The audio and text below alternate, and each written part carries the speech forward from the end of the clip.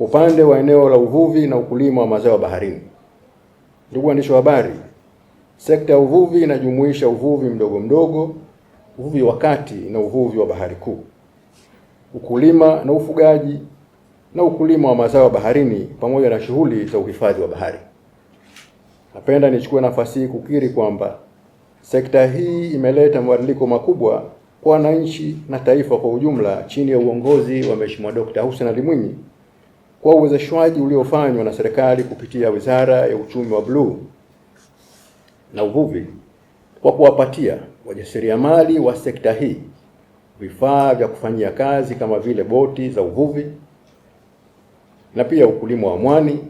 zikiwa na vifaa vyake vyote umewezesha kuongeza uvunaji wa samaki, kuongezeka uzalishaji wa mwani na mazao mengine ya baharini kwa kiwango kikubwa. Ili uvunaji huo uwe endelevu na wenye tija, serikali imeweza katika kipindi hiki cha siku 100 kuratibu upatikanaji wa boti nyingine mpya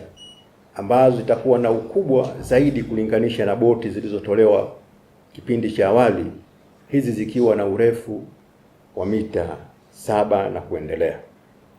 Aidha, wizara inaendelea na uimarishaji wa miundombinu ya uvuvi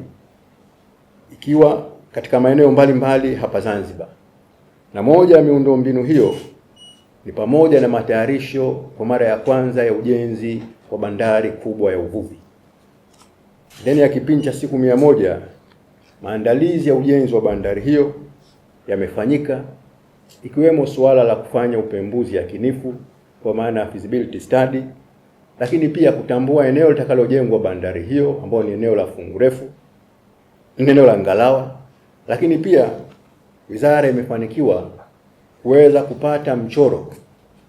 na gharama za awali kwa ajili ya kuanza ujenzi wa bandari ya uvuvi.